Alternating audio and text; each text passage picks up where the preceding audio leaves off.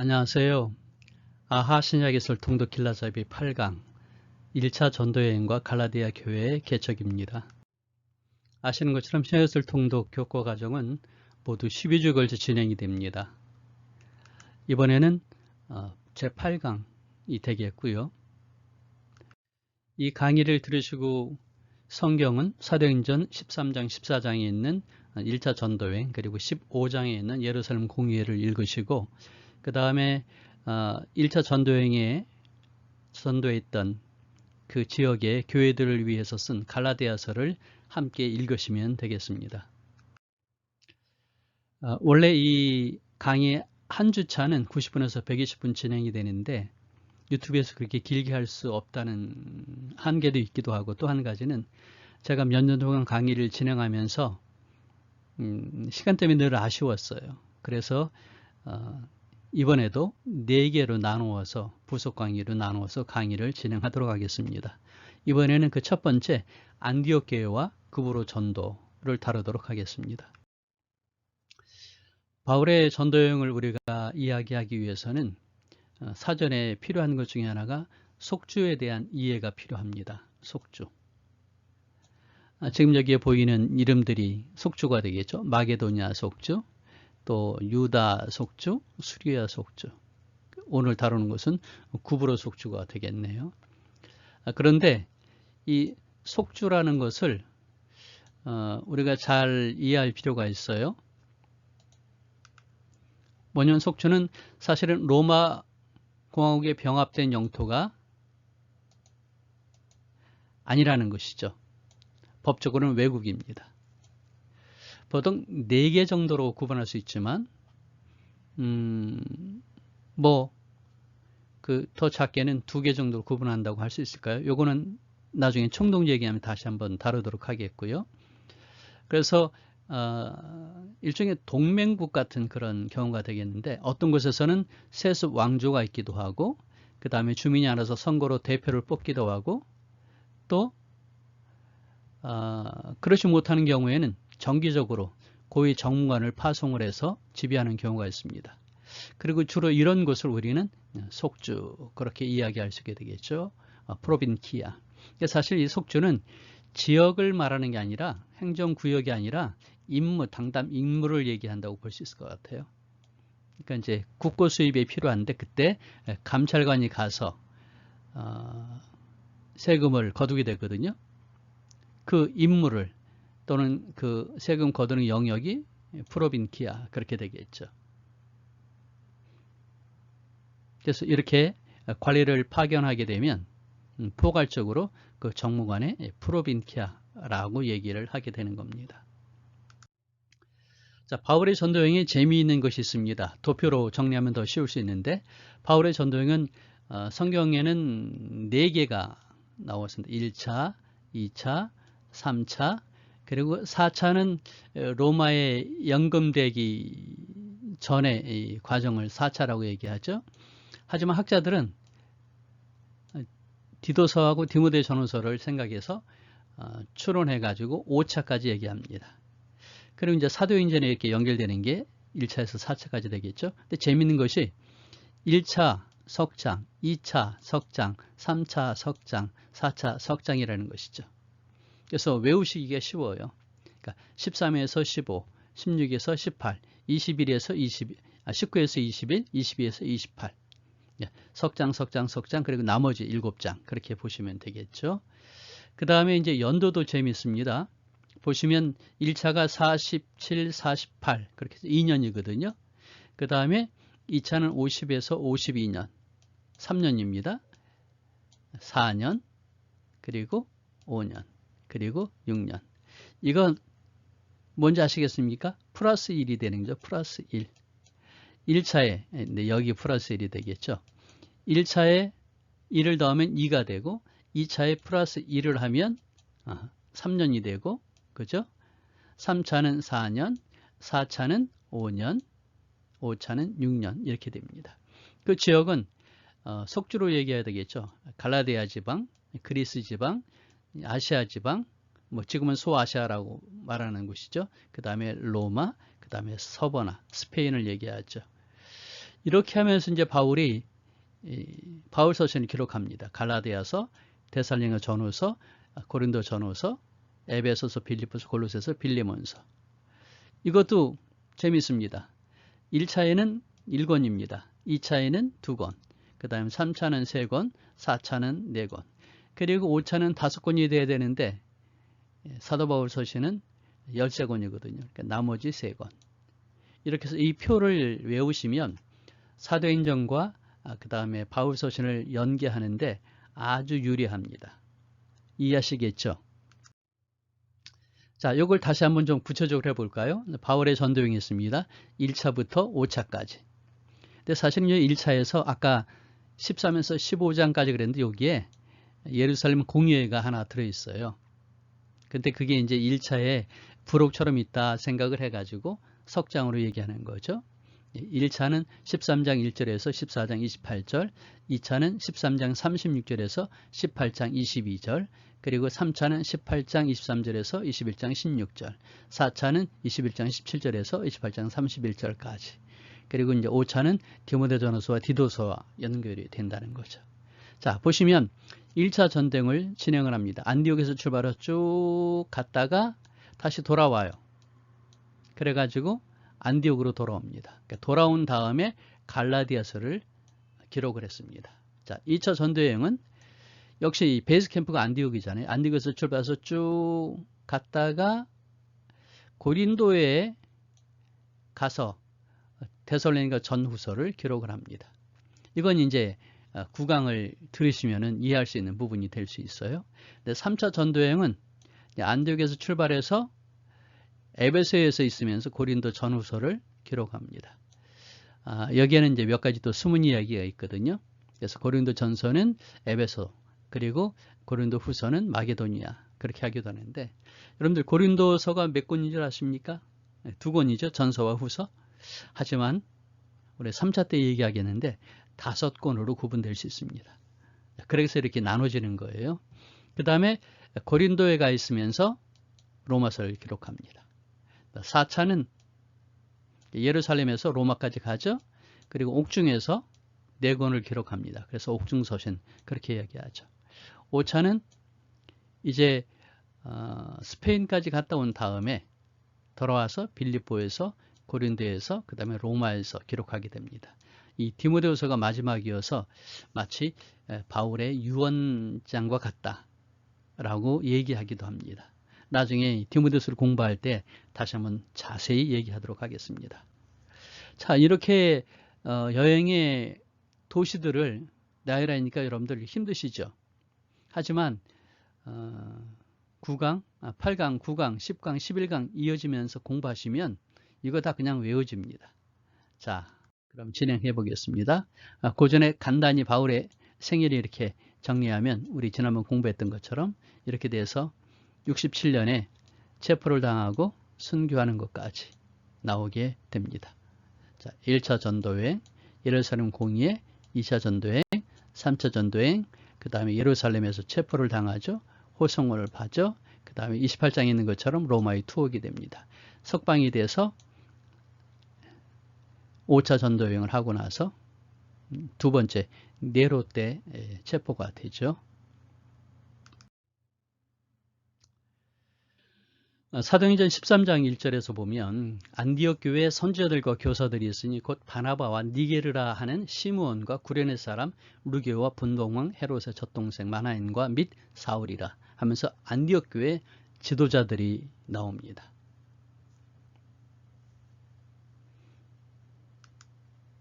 보시면 구레네가 어디일까 하는데 구레네는 바로 여기를 얘기합니다. 여기가 유대 땅, 그리고 여기가 해안가가 베니게, 페니키아죠. 그 다음에 선교회 시작점 베이스캠프 안디옥, 그 다음에 구브로.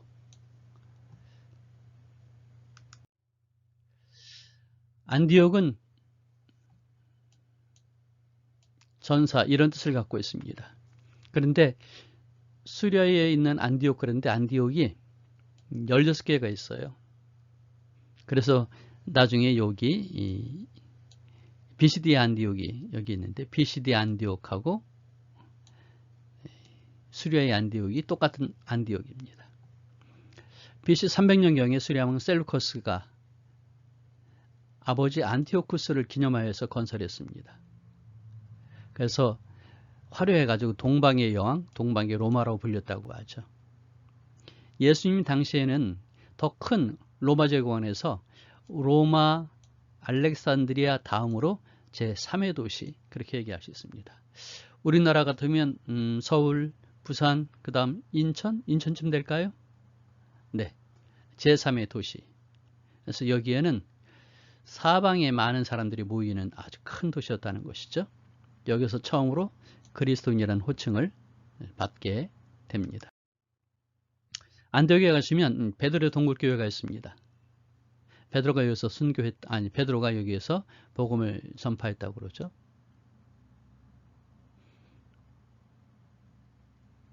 네, 실피우스산 동굴교회가 있습니다. 높이가 13, 그리고 넓이가 폭을 얘기하겠죠. 9.3. 그러니까 높이는 더 위까지 가겠네요. 길이가 7m의 교회 입구가 있고, 그 다음에 이제 지하 동굴이 4km, 뭐 일설에는 10km라고 얘기합니다. 그래서 저게 침공시에는 연락이 되면서 지하 통로로 분산해 버리면 찾기가 어려웠다는 것이죠. 안디옥교회 지도자들에 대해서 잠깐 살펴볼까요? 네. 바나바와 바울 외에 3명의 지도자가 있었습니다.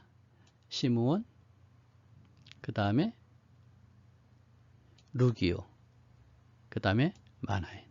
여기서 젖동생이라고 하는데 젖동생은 뭐냐 하면 유모에게 함께 젖을 먹는, 함께 양육받은 형제를 의미합니다. 그러면서 친형제일 수도 있지만 친형제가 아니겠죠. 어떤 의미에서 쌍둥이가 아니라면 같이 젖을 먹기 어려우니까. 그래서 첫째로는 친구가 되기 하기 위해서 또는 이제 입양을 한 그런 경우에 함께 자랄 수 있지 않겠어요? 바꿔 말하면 이 마나에는 헤롯 안티파스 왕과 친밀했다. 그러므로 일종의 권력도 있었다. 그리고 능력도 있었다. 그렇게 볼 수 있겠죠. 이 사람이 초대교회의 지도자였다는 것은 초대교회에 상당히 유리한 일이었다라고 볼 수 있습니다. 자, 누가는 어디 출신입니까? 그러는데 보시면 사도행전 6장 5절에 니골라, 7지사 중에 니골라를 얘기할 때 안디옥 사람 그래요. 다른 사람들은 그냥 이름만 했잖아요. 그죠? 스데반, 빌립, 브로고로, 니가노로, 디몬, 바메나. 그리고 안디옥 사람 니골라. 여기에서 우리는 누가가 자기의 고향 사람이어서 안디옥이라고 하는 이름을 특별히 붙였다라고 추론할 수 있다는 것이죠. 그 다음에 이제 이 안디옥 교회를 중심으로 해서 확장되어가는 상황을 우리가 알 수 있고, 그것을 또 언급하기 위해서 안디옥 사람이라는 말을 쓰지 않았을까라고 생각을 하게 됩니다. 자, 한번 그 바울의 흔적을, 발자취를 따라가 볼까요? 먼저 수리아의 안디옥에서 시작합니다. 그리고 수리아 실리기아는 뭐냐 하면 마치 서울에서 배를 타려면 어딜 가야 되겠어요? 인천으로 가죠. 우리가 중국을 배를 타고 가거나 그럴 때는, 아니면 제주도 갈 때 그러는데, 그래서 이 수리아의 실리기아 바로 안디옥 옆에 있는 것이거든요. 그래서 배를 타고 구브로 섬에 도착을 합니다. 거기서 살라미, 바보로 가죠. 그 다음에 여기서 밤빌레에 있는 버가라고 합니다. 그리고 비시대의 안디옥, 그리고 이고니온, 그 다음에 루스도라, 더베를 가죠. 그리고 이렇게 돌아오면 빠른데 그렇게 하지 않고 다시 돌아갑니다.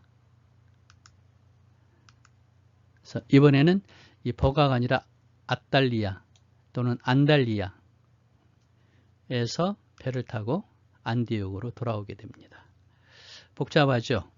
하지만 본문 속에서 우리가 쉽게 이해할 수 있으니까 또 기억할 수도 있고요. 한번 따라가 보겠습니다. 자, 1차 전도 여행을 다시 한번 표로 정리하면 이렇습니다. 이 번호가 있죠. 도시의 번호도 1번 안디옥에서 출발합니다.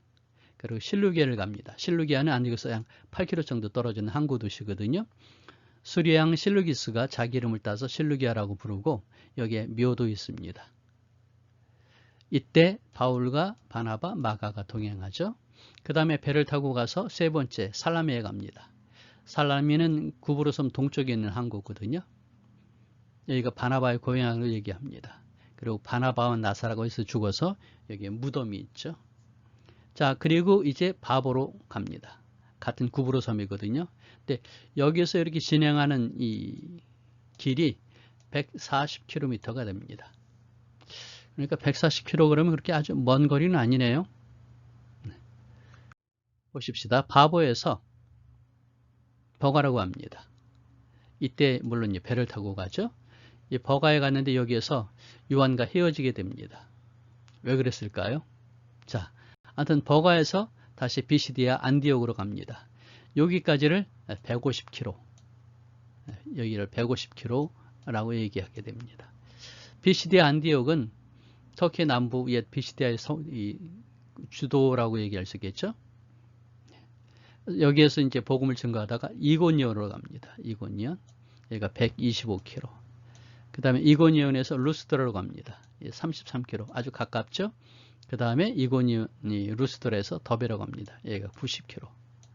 그런 다음에 다시 역선으로 이렇게 돌아옵니다. 그 버가에서 아탈리아 해가지고 안디옥으로 돌아오게 되죠.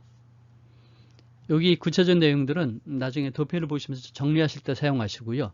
이 내용은 공부 가운데서 설명이 되겠습니다. 자, 실루기아입니다. 여기 실루기아 항구거든요. 흰빛이다.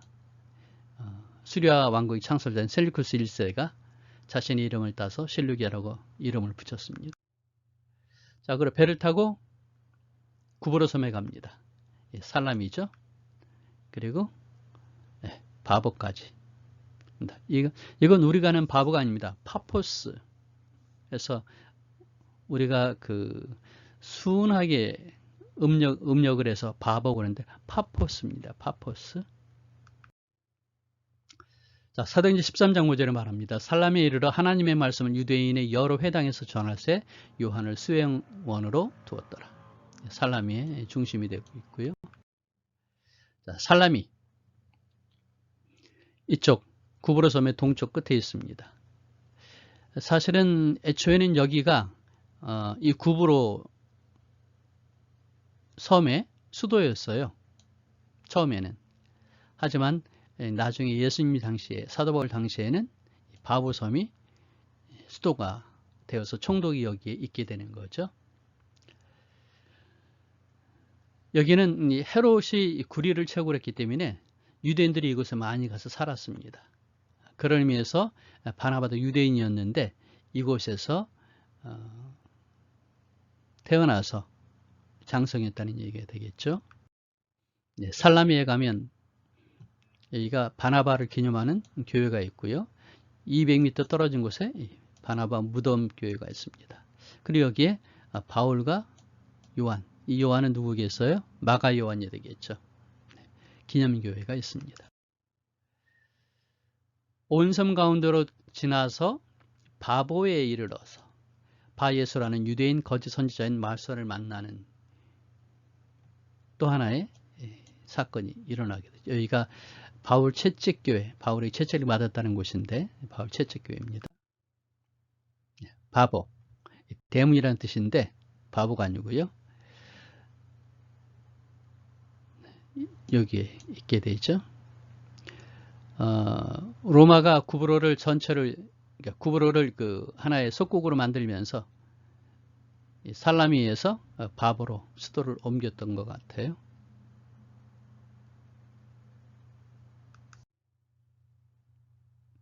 여기 이제 왕들의 무덤이 있는 곳이고, 여기는 바울의 채찍교회, 바울이 채찍을 맞았잖아요. 채찍교회, 그리고 바울이 묶였던 기둥이라고 전설이 내려오고 있습니다. 온 섬 가운데를 지나서 바보에 이르러 바예수라 하는 유대인의 거짓 선지자인 마술사를 만나니 그가 총독 서기오 바울과 함께 있으니 서기오 바울은 지혜 있는 사람이라 바나바와 사울을 불러 하나님의 말씀을 듣고자 하니. 이 순서가 바나바가 먼저죠. 왜냐하면 안디옥 교회에 수석 목사였고 사울은 부목사격이었으니까요.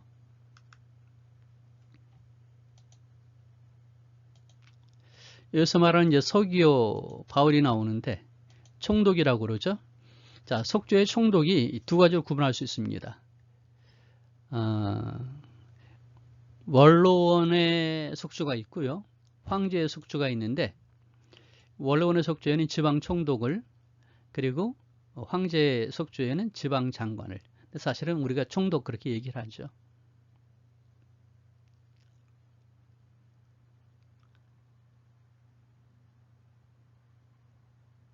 그래서 지방 총독은 군대를 필요로 하고 지방 장관은 군대를 필요로 하지 않습니다.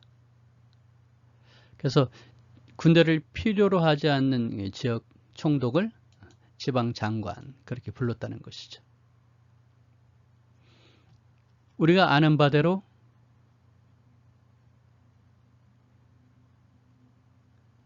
빌라도는 전제에 속했습니다. 그러니까 군대가 필요한 것이고, 이 구브로 섬에 있는 서기오 바울은 군대가 필요 없는 그런 총독이었다는 얘기죠.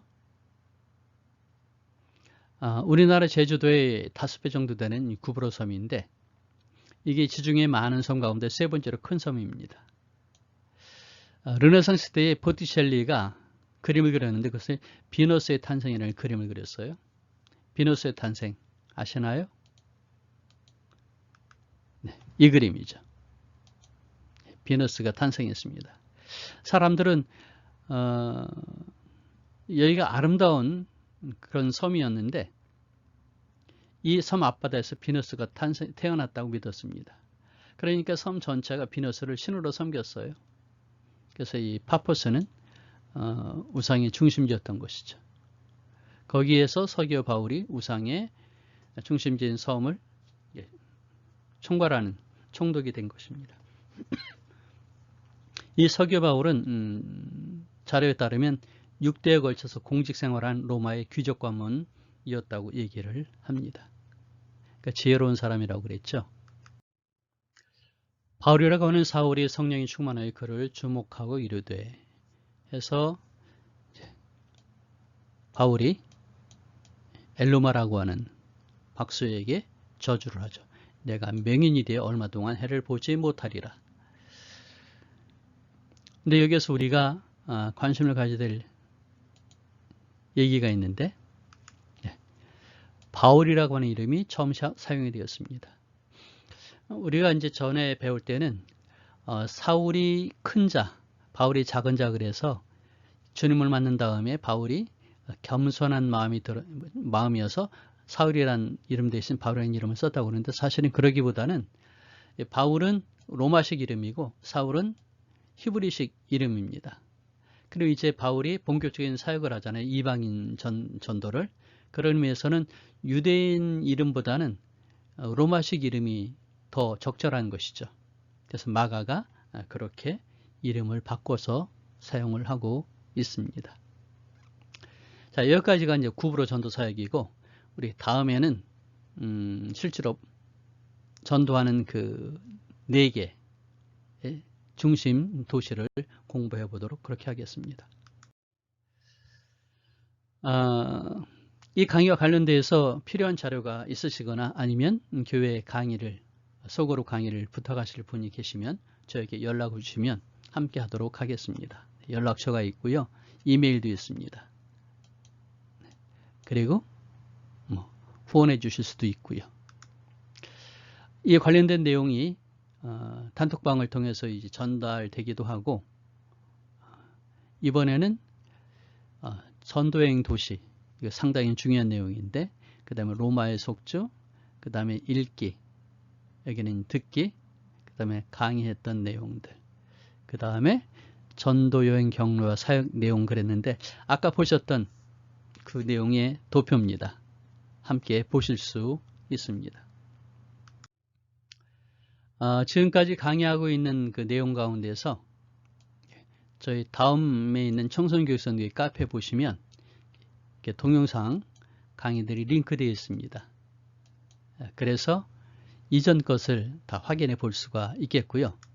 또 한 가지는 여기 보시면 통독 자료라고 그랬는데 단톡방에 올리게 되는 자료들을 다 올려놨습니다. 지난번 강의죠. 7-5의 자료. 네, 이 자료들이 정말 좋습니다. 그래서 여러분들이 이 다음 카페에 들어가셔서 아하 해설 통독 자료에 보시면 이전의 자료들이 있으니까 다운받으셔 가지고 활용해 주시면 좋겠습니다. 벌써 지난번 강의는 104개째가 올라가 있군요. 꽤 괜찮은 자료들이거든요. 그리고 이 외에 더 많은 자료들이 궁금하시면 저에게 연락을 주시면 함께 공유하는 노력을 하겠습니다. 네, 지금까지 함께 해주셔서 감사를 드리고요. 우리는 다음 강의에서 또 만나도록 하겠습니다. 샬롬.